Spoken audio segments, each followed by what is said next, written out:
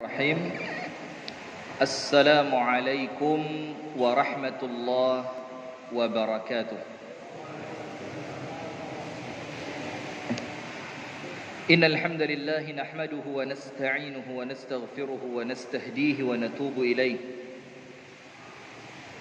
Wa na'udzu billahi min shururi anfusina wa min sayyiati a'malina. من يهده الله فلا مضل له ومن يضلل فلن تجد له وليا مرشدا أشهد أن لا إله إلا الله وحده لا شريك له وأشهد أن محمدا عبده ورسوله صلى الله عليه وعلى آله وأصحابه ومن والاه. أعوذ بالله من الشيطان الرجيم يا أيها الذين آمنوا اتقوا الله حق تقاته ولا تموتن إلا وأنتم مسلمون اللهم أنت ربي لا إله إلا أنت خلقتني وأنا عبدك وأنا على عهدك ووعدك ما استطعت أعوذ بك من شر ما صنعت أبوء لك بنعمتك علي وأبوء بذنبي فاغفر لي فإنه لا يغفر الذنوب إلا أنت جزاكم الله خيرا.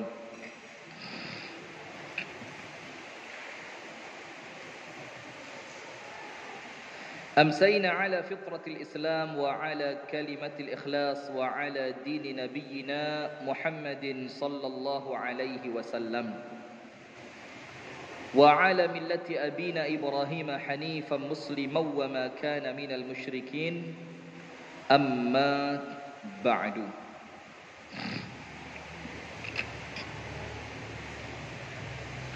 اللهم إنا نسألك علما نافعا wa na'udzu bika min ilmin la yanfa'. Hadirin sekalian, ibu-ibu dan bapak-bapak jamaah pengajian Masjid Al-Itqan Yayasan 4 Mei Kecamatan Pare, yang semoga kita bersama senantiasa dirahmati dan diberkahi oleh Allah Subhanahu wa taala. Puji dan syukur alhamdulillah kita haturkan kepada Allah. Kemudian salawat beriring salam semoga tercurahkan kepada uswah kita Nabi besar Muhammad sallallahu alaihi wasallam.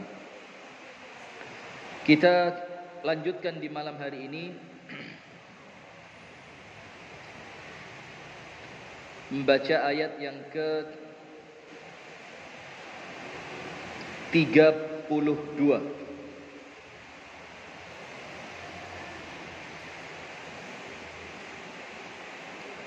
dari surah Al-Kahfi, yaitu tafsir Ibnu Katsir pada surah Al-Kahfi, masuk pada ayat yang ke-32. Setelah sebelumnya, pada ayat yang sebelumnya kita berbicara mengenai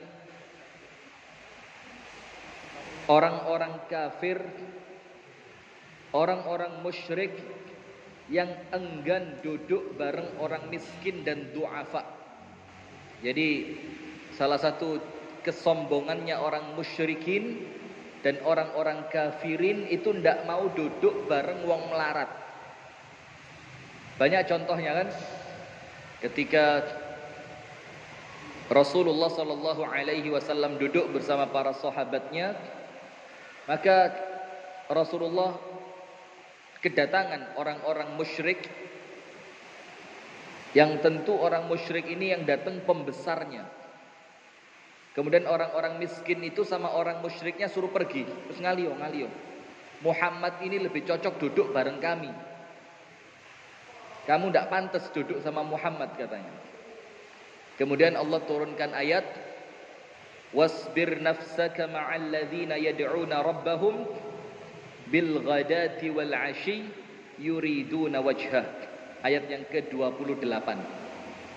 Dan bersabarlah dirimu wahai Muhammad untuk terus bersama orang-orang yang zikir. Yang orang-orang itu disifati oleh musyrikin tadi masakin, orang-orang apa? Miskin. Sampai kemudian Rasulullah bersabda, ala wa innakum latunsaruna wa turzaquna illa bidu'afaikum.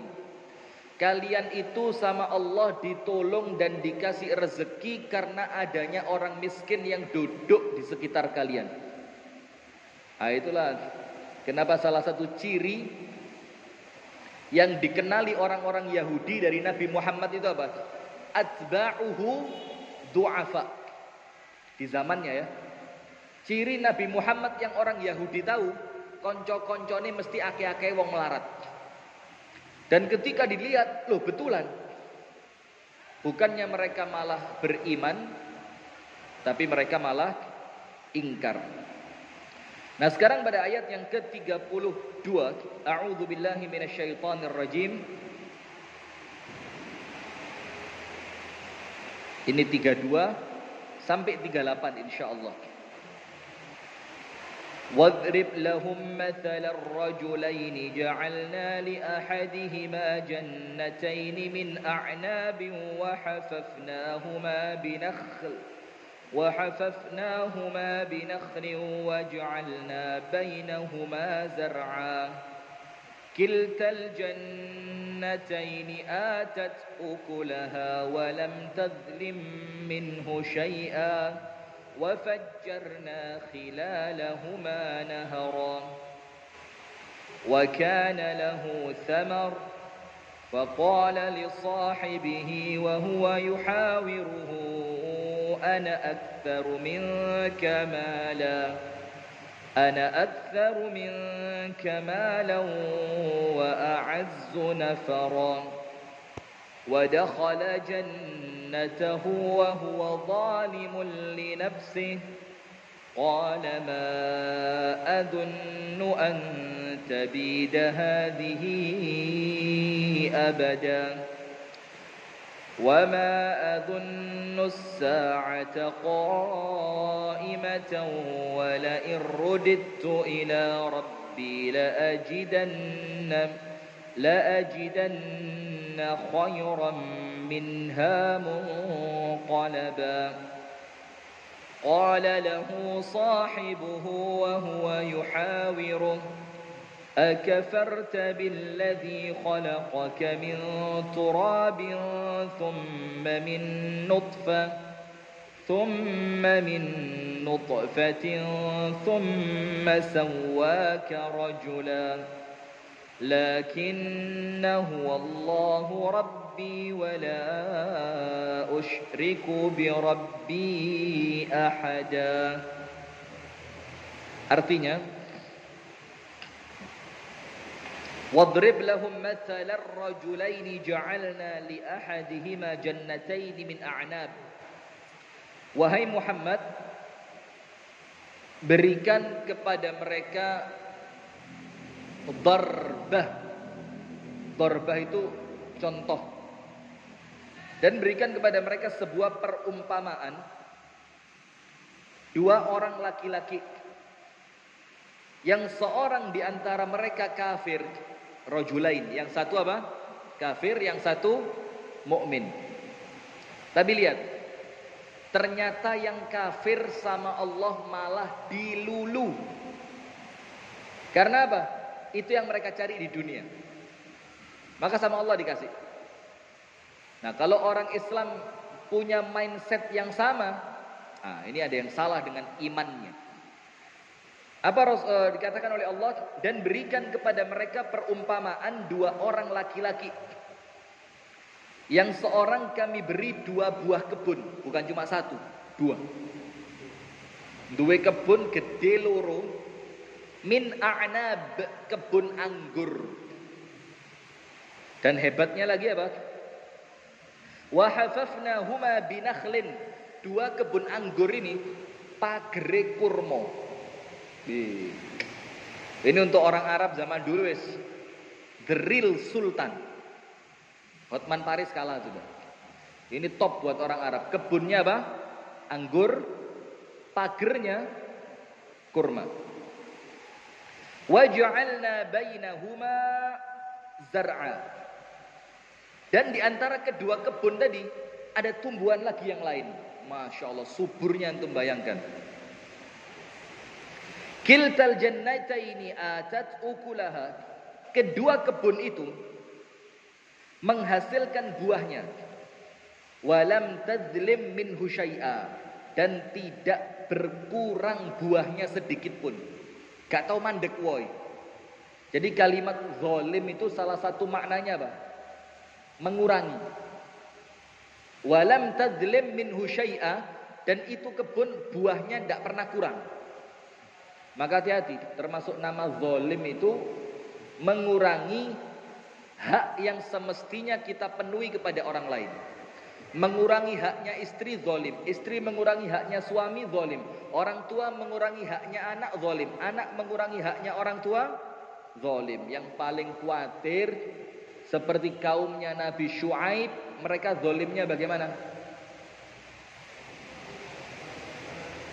Mengurangi timbangan. Apa yang Allah lakukan kepada mereka? Diwalik.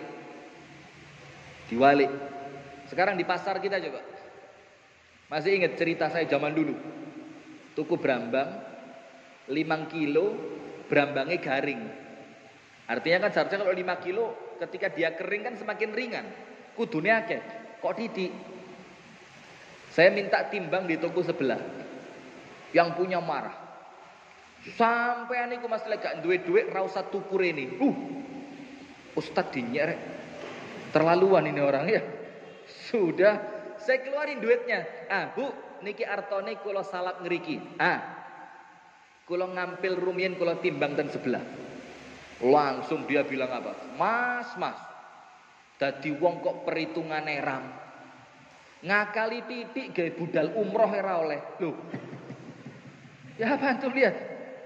Jadi perkara ngakali itu di masyarakat kita itu aji, biasa. Padahal hati-hati. Hati-hati. Menang dunya, remek akhirat. Dan apa yang antum menang dari sisa timbangan itu, dikit ataupun banyak, tidak akan barokah. Ono engko ilangi. Metu nang dokter, ban mobil kempes, mobil rusak, istri sakit, anak. Na'udzubillah. Nah maka itu makna salah satu dari kata apa? Zalim. Apa salah satu maknanya? Mengurangi. Dan Allah itu tidak akan zalim kepada hambanya, tidak akan dikurangi. Maka sampai salah seorang di antara tabi'in mengatakan, sungguh celaka orang yang 10-nya ngalahin satunya. Ngerti apa? 10-nya ngalahin satunya. Man ghalabat asyaratihi wahdaniyatihi. Orang yang 10-nya ngalahin satunya. Maksudnya, kalau Anda berbuat kebaikan, Allah kasih berapa pahala? Satu kebaikan berapa? 10. Satu dosa? 1. Maka orang yang celaka itu lek 10 we iso ngalahno sijine. Siji kebaikan dapat 10 pahala. Satu dosa ditoleh 1. Lek sampai satunya bisa ngalahin 10, kena menen. Dan Allah tidak mungkin zalim. Artinya yang 10 tadi sama Allah tidak mungkin dikurangi. Bahkan sama Allah ditambahi. Mathalul ladzina yunfiquna amwalahum fi sabilillah kamathali habbatin ambatat sab'a sanabila fi kulli sumbulatin mi'atu habbah wallahu yudha'ifu liman yasha. Allah akan lipat gandakan untuk orang yang Allah kehendaki. Nah, jadi 10 itu minimal. Paling apes disukani sedoso kalian Gusti Allah. Nah kita dodolan dijalui embuh siji. Kadang-kadang si tuku ya kenemen. Tukune mek 1000 njaluk embuh. Nah, lanjut. Wa fajjarna khilalahuma nahara. Dan di antara kedua kebun tadi, ini kan kebunnya anggur. Pagernya apa? Kurma. Di tengah-tengahnya ada tumbuhan yang lain. Dan Allah lewatkan di tengahnya naharo, sungai. Anda jangan bayangkan Wonosalam. Ini biasa lek Wonosalam. Ini Anda bayangkan di mana? Di Arab. Panas, terik, padang pasir, anggurnya subur, kurmanya subur, ada tanaman yang lain, liwat banyu di tengah. Wah. Wa kana lahu thamarun, dan kebun itu menghasilkan thamar itu dalam beberapa riwayat bacaan dalam qiraah sab'ah. Salah satu cara bacanya bukan thamar tapi wa kana lahu thumur. Bukan sumur, thumur. Apa thumur? Thumur itu mal, fulus. Dan itu kebun menghasilkan apa? Uang. Tapi dalam qiraah yang masyhur itu thamar, jamak dari thamaroh, buah. Faqala li sahibihi wa huwa yuhawiruhu ana aktsaru minka malan wa a'azzu nafara. Kemudian dia ngomong sama temennya, kan contohnya tadi berapa orang? 2. Yang satu kafir, sugih bondo. Kemudian ngomong sama temennya yang beriman. Wa qala li sahibihi, dia ngomong sama temennya yang beriman. Wa huwa yuhawiruhu, ketika omong-omongan. Jadi hati-hati. Sampai Ali ibnu Abi Thalib radhiyallahu taala anhu itu dalam atharnya dia ngomong apa? Jangan cerita kekayaanmu di hadapan orang miskin, jangan cerita kesehatanmu di hadapan orang sakit, jangan cerita tentang anakmu di hadapan orang mandul, jangan cerita tentang keluargamu di hadapan orang yang tidak berkeluarga. Kenapa? Jogo ati. Sayangnya kita ini jomblo kayak bahan ejekan ya. Belum, turu besok apa belum? Puasa itu kalau jomblo dibilang apa? Sing gugah mercon.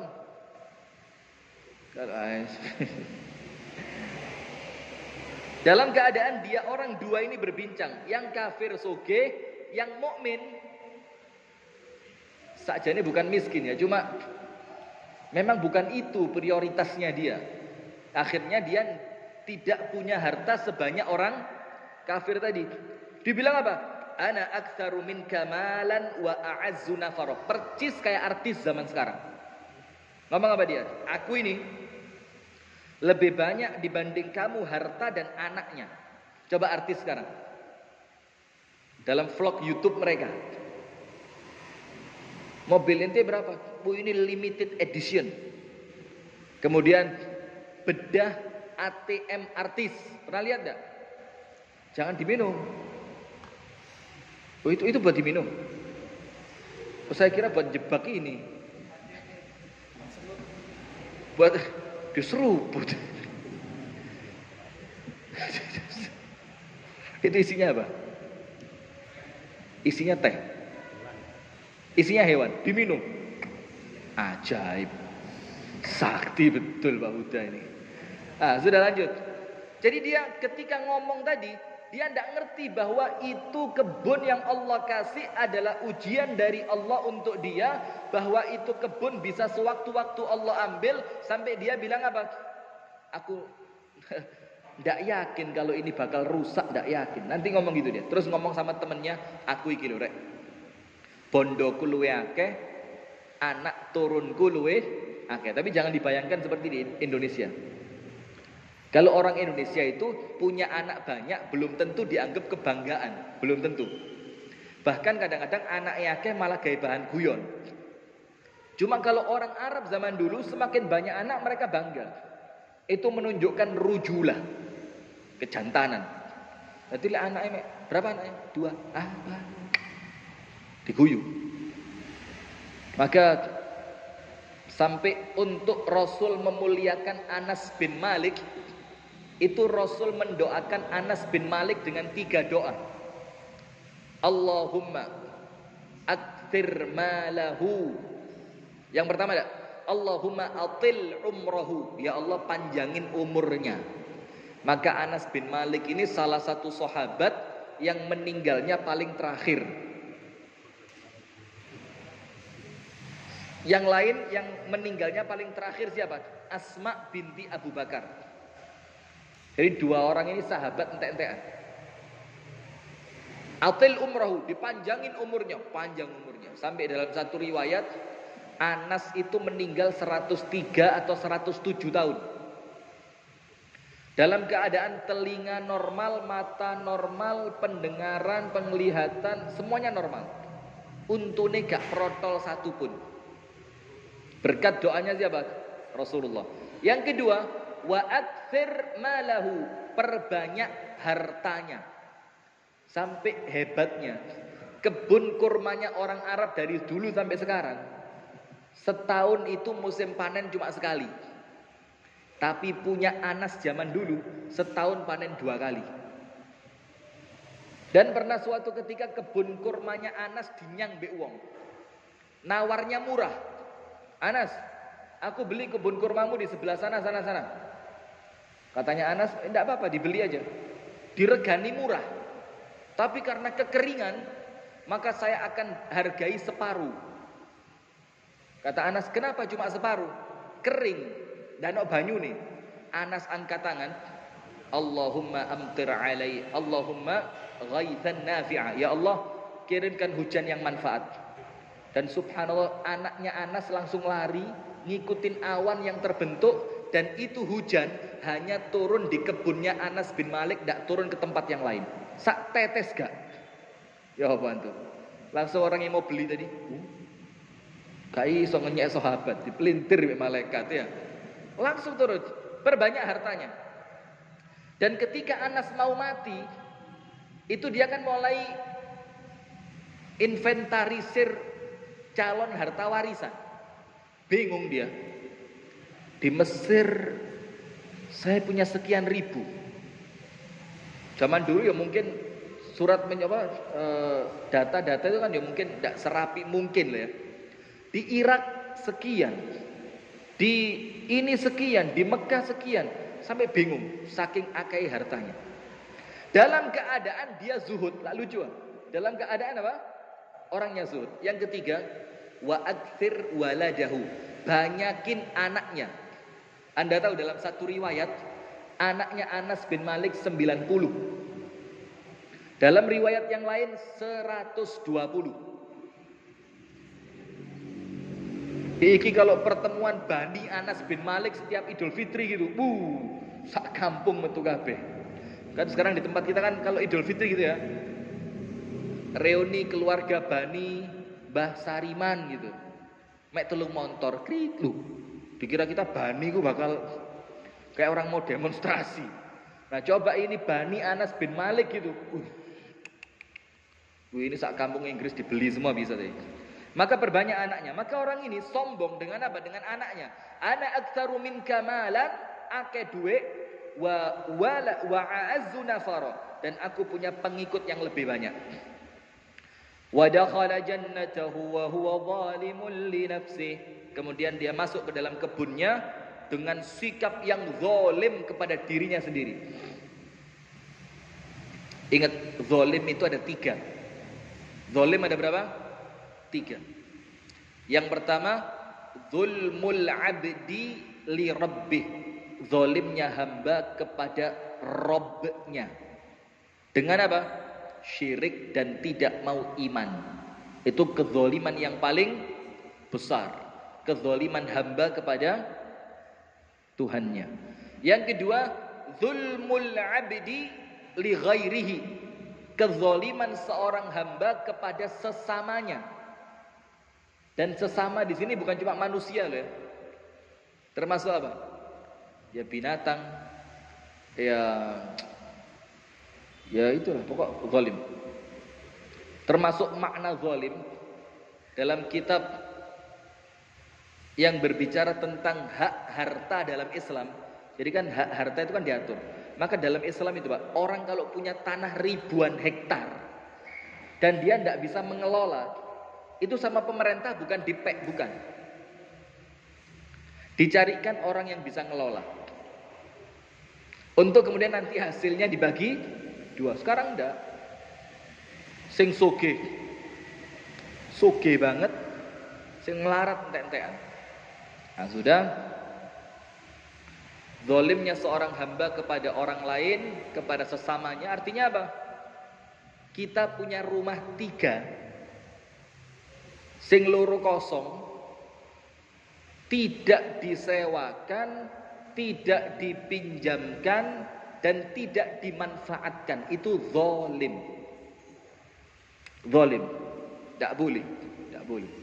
Maka minimal kalau punya yang semacam itu untuk sementara kerjasama dengan rumah tahfidz atau dengan TPQ, dengan perjanjian. Tapi ojo sewaktu-waktu diambil, jangan yo. Kesian TPQ-nya, misalkan bikin perjanjian boleh dipakai selama 1 tahun. Nanti setelah setahun bisa dibikin apa? Karena mohon maaf, perjanjian itu penting, Pak. Surat menyurat itu penting. Dan banyak kasus di Batu, saya tidak berani cerita. Itu ada hotel besar, mewah. Dulunya apa? Istri saya belajar ngaji di situ. Dulunya TPQ. Diwakafkan sama bapaknya untuk Quran di tempat paling strategis di Kota Batu. Bapaknya meninggal, ibunya meninggal, suratnya gak jelas, ditarik sama ahli waris, dijual ke hotel. TPQ-nya tadi dikai duit mek titiknya, ucapan terima kasih. Padahal aslinya wakaf. Dan ingat, itu zalim besar itu. Zalim. Yang ketiga, zulmul ibad atau zulmul abdi li nafsihi. Zalimnya hamba kepada diri sendiri. Apa itu? Maksiat. Itu zalim pada diri sendiri. Wayai salat digawe turu. Wayai istirahat digawe begadang. Zalim. Zalim. Nah, maka ketika ini orang masuk wa dakhala jannatahu wa huwa zalimun li nafsi, ketika dia masuk ke kebunnya orang kafir tadi dalam keadaan dia zalim banget. Zalimnya karena apa? Sombong dan kafirnya dia. Qala ma adunnu an tabida hadhihi abada. Dia ngomong apa? Ini kebun selamanya tidak mungkin rusak. Kalau orang kita sama, jabatan ini tidak mungkin boleh diambil orang lain. Atau kalau orang kaya sekarang, ini kekayaan tidak mungkin hilang, turun temurun. Ini toko legendaris di Pare, tidak boleh. Dan kadang-kadang faktor omongan ini abot betul. Anda tahu,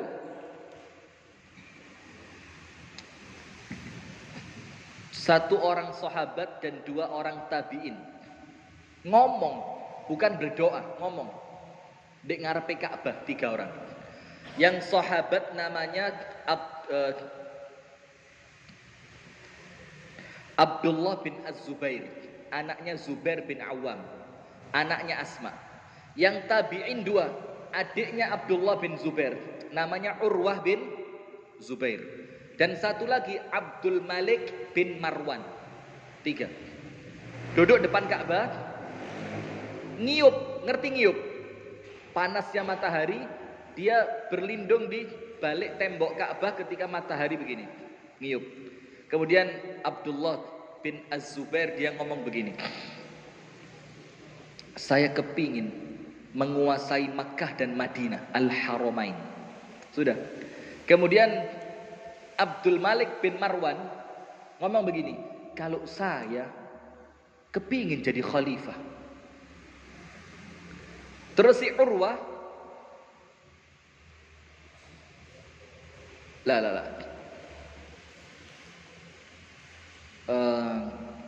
menguasai Al-Haramain.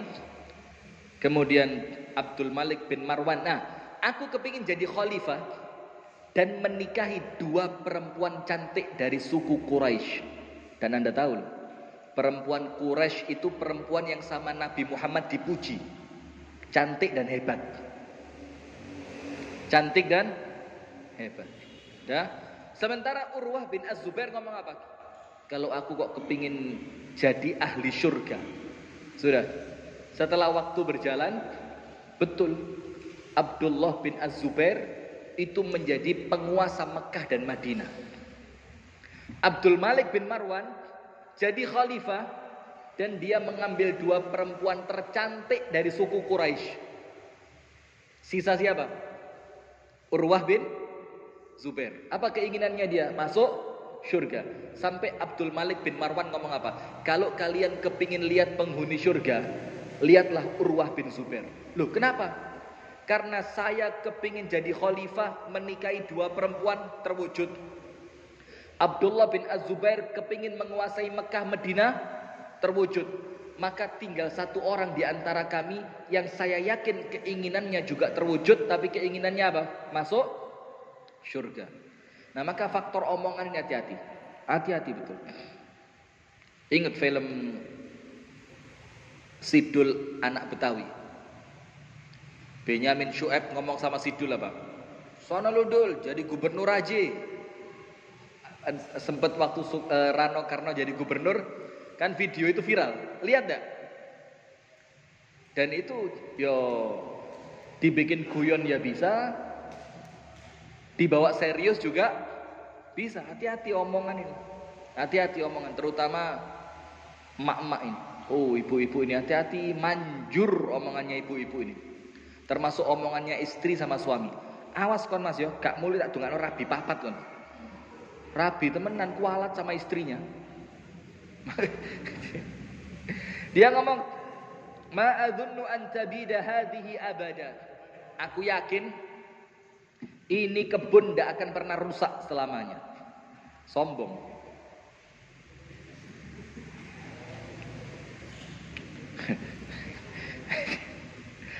Wa ma adzunnu as-sa'ata qa'imatan, dan aku tidak yakin kiamat itu ada. Lihat orang kafir. Memang hidupnya dia itu dientek-entekno di mana? Di dunia ini.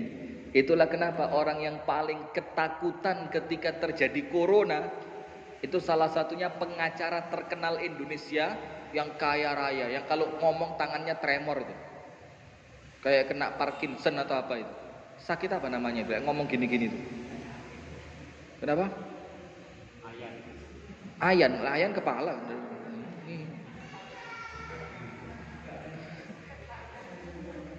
Nah itu Anda tahu.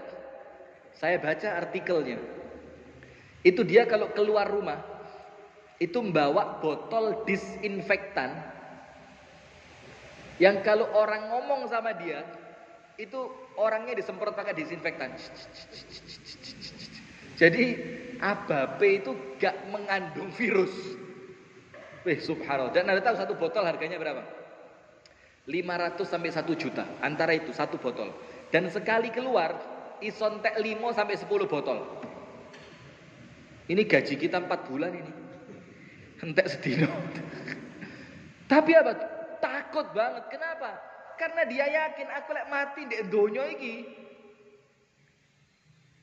Susah. Maka Anda tahu Harun Ar-Rasyid itu manggil seorang hukama. Hukama itu ahli hikmah. Ditanya, "Ma baluna nakrahul maut?" Ahli hikmah. Coba dijawab sing cespleng. Jawabannya harus mak jelep. Saya tidak mau muter-muter kayak Ustadz Rifki, tidak mau. Sing tes. Apa itu? Ma baluna nakrahul maut. Kenapa kita ini tidak kepingin mati? Kenapa kita ini tidak seneng mati, benci kematian? Jawabannya betul-betul mak jelep. Dibilang gini, li'annakum ammartumud dunya wa kharrattumul akhirata. Fakarihtum an tanqulu aw takhruju minal umran ilal kharban. Karena sampean bangun dunia menghancurkan akhirat, maka sampean tidak mau pindah dari yang sampean bangun menuju tempat yang hancur. Betul tidak? Kita ini kenapa tidak kepikiran mati kayak wedi banget? Karena sing dibangun sama kita dunia. Kita tidak bangun akhirat. Coba sebaliknya. Dunia ini Standarnya cukup aja lah, cukup. Pas gitu ya. Pas mau beli berlian yo pas ada duit. Pas mau pergi yo ada jet pribadi. Jadi pas terus gitu ya. Pas. Lainnya di mana? Lainnya dikirim kemana? Akhirat. Kira-kira kalau begini, kepingin mati enggak? Kepingin. Kenapa? Karena dia merasa tabungannya wis akeh. Contoh. Rumah panjenengan di kampung Inggris ini ben udan bocor terus. Ndak usah angkat tangan, ndak usah jujur ya. Bocor terus. Dapur banyak tikusnya, toilet sudah kotor. A'udzubillah. Maka Al-Itqan ini saya acung jempol betul. Saya itu kalau ngelihat rumahnya orang, dilihat dari toiletnya. Kalau toiletnya bersih, insya Allah lainnya bersih. Kalau toiletnya wis kadang-kadang mentolong ngempet tidak apa-apa, ngempet tidak apa-apa daripada iya. Ma'alitkon ini bahkan saya dengar itu semuanya terbaik, iya. Kerannya terbaik. Cuma ada sabunnya enggak? Biasanya luput sih jika ada sabun nih. Karena mohon maaf ya, ini gak pantas tapi harus diomongkan. Kadang-kadang kalau orang buang air besar, itu kalau tidak ada sabun, ya apa? Tapi jangan sabun batangan. Uang jembek lek batangan icai sopo gimana? Sabun apa? Cair kasih besi, seret. Jadi tempat sabunnya itu diatur lah. Panjenengan punya rumah di sini bocor, dapurnya banyak tikus, kamarnya pengap, apalagi musim hujan ya. Kemudian toiletnya sudah kotor. Tapi panjenengan sedang bangun rumah baru di Batu di tempat yang termahal, Panderman Hill tahu? Angel. Panderman Hill tahu? Itu view-nya paling keren. Sedang bangun villa di sana. Villanya lantai 3 lantai. Yang paling atas didak. Bisa langsung lihat langit. Lantai pertama garasi, ruang tamu, ruang keluarga. Lantai 2 ruang privat untuk keluarga. Ada perpustakaan pribadi. Lantai 3 ada kolam renangnya, ada tamannya, ngadepnya itu ke matahari tenggelam. Nggak usah kaget, biasa. Ojo sini. Sudah? Ketika rumah Anda di Batu jadi, kepingin cepat pindah apa enggak? Kepingin cepat pindah apa enggak? Kenapa? Wes bosen dek pare bocor, akeh tikuse, pengap rusuh. Batu bagus, si anyar gres, pelayannya keren. Nah itulah ibaratnya kampung Inggris dunya, Batu nih akhirat. Sayangnya kita balik, dunia kita bangun mewah. Rumah itu harus sofa harus merek ini, keramik harus merek ini, bahkan piring itu gak sangu gak gelem. Ibu-ibu ngerti? Bukan piring seng, melamin, zaman saya di pondok dulu rutup, anti pecah, sangut. Kita bangun dunia, sementara akhirat kita nol. Panjenengan bayangin, serius, panjenengan bayangkan, nanti malam panjenengan meninggal, gak usah diaminkan, jangan. Nanti malam panjenengan meninggal, kira-kira nanti di kuburan punya apa? Sedekah seminggu sepisan dina Jumat me abu-abu lho. Itu koyo wis nabunge wakeh. Anda tahu Rasulullah itu sholat tahajud sampai sikile bengkak. Itu Rasul bilang apa? Ini untuk bersyukur, begitu kan? Artinya apa? Sholat tahajudnya Nabi sampai sikile abuh, dalam riwayat yang lain tafattorat, pecah kakinya, itu qiyamus syakir, hanya untuk mewujudkan satu sisi mensyukuri nikmat Allah. Belum ibadah untuk taat sama Allah, belum ibadah untuk menghapuskan dosa, belum ibadah untuk menghilangkan diri dari bala, belum ibadah macam-macam. Ini sekedar apa? Qiyamus syakir. Silakan azan dulu, kita lanjut setelah al-azan.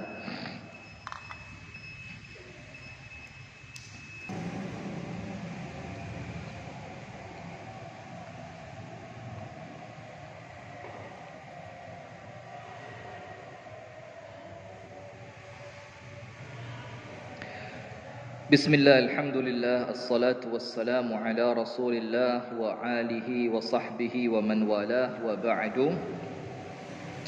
Kita lanjutkan kembali. Jadi kemudian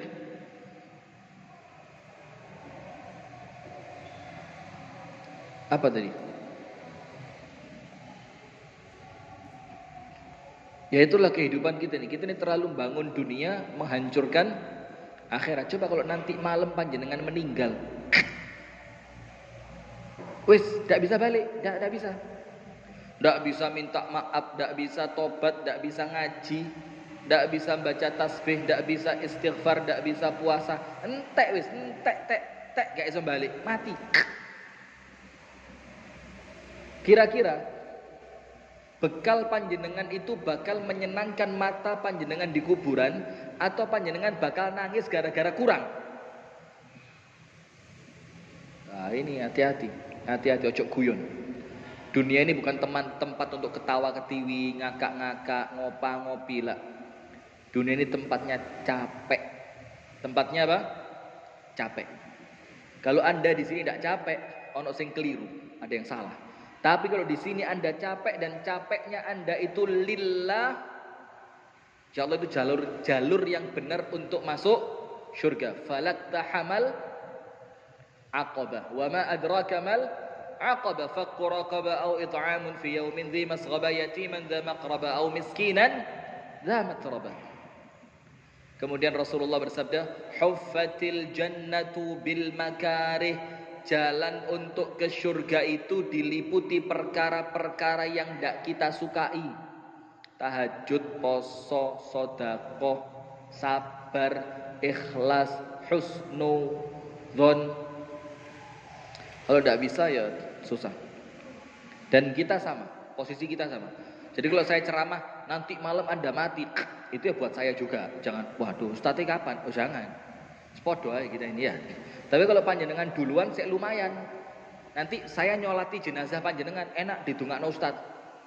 Kalau saya duluan, nah repot ini. Dia ngomong apa? Wa ma adzunnu sa'ata qa'imatan, dan aku tidak yakin kiamat itu ada. Nah, ini salah satu penyebab kenapa orang kafir itu sombong. Karena mereka tidak yakin dengan adanya hari kiamat. Mereka tidak yakin bahwa kesombongan mereka itu akan mendatangkan azab untuk mereka. Yang lucu, orang Islam yakin ada kiamat, yakin ada hari pembalasan, tapi sombong.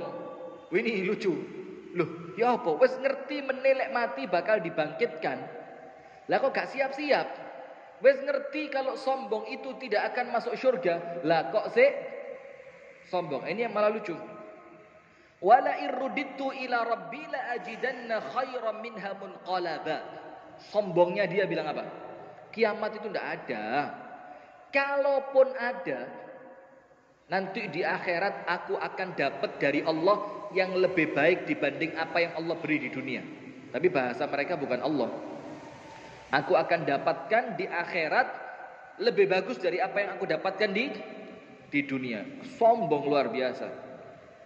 Maka sekarang orang berimannya ngomong, qala lahu sahibuhu wa huwa yuhawiru. Kemudian temannya tadi yang beriman ngomong ketika mereka berdua sedang berbincang, hiwar. Akafarta billadhi khalaqaka min turabin thumma min nutfah. Apakah kamu ingkar dengan zat yang telah menciptakanmu dari tanah, thumma min nutfah, kemudian dari setetes air mani. Jadi tidak usah sombong. Kita itu dibuat dari kotoran air mani. Thumma sawwaka rajula. Kemudian Allah menyempurnakan fisikmu menjadi seorang laki-laki. Kemudian yang Islam ngomong apa? Lakinnahu wallahu rabbi. Dialah Allah Tuhanku. Pakai kalimatnya itu Rabb. Kenapa bukan ilah? Karena ceritanya tentang rezeki. ceritanya tentang kebun, ceritanya tentang kebangkitan setelah kematian, ceritanya tentang mematikan, menghidupkan. Maka yang dipakai bukan ilah tapi apa? Rabb. Maka orang Islamnya ngomong, lakinnahu Allahu Rabbi. Dialah Allah, Rabbku. Yang bikin aku hidup, yang bikin aku bernapas, yang bikin aku bisa nanti mati, yang akan membangkitkanku. Wala usyriku bi rabbi ahada. Dan aku tidak akan syirik kepada Rabbku dengan sesuatu apapun. Insyaallah kita lanjutkan pada pertemuan yang berikutnya. Subhanakallahumma wa bihamdika asyhadu an la ilaha illa anta astaghfiruka wa atubu ilaik. Assalamualaikum warahmatullahi wabarakatuh.